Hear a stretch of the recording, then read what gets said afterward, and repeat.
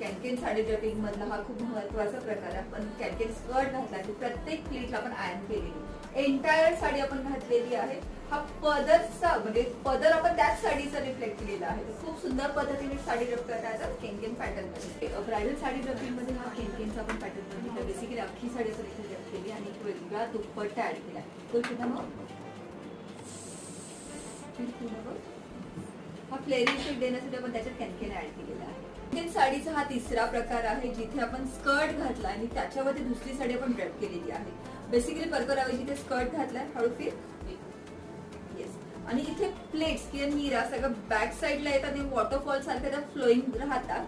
फिर परत yes yes ह्या पद्धतीने आपण हे टॅपिंग केलेलं आहे. टिश्यू सिल्कचे स्कर्ट साऊथ इंडियन लुक मध्ये सध्या खूप ट्रेंड मध्ये आहे.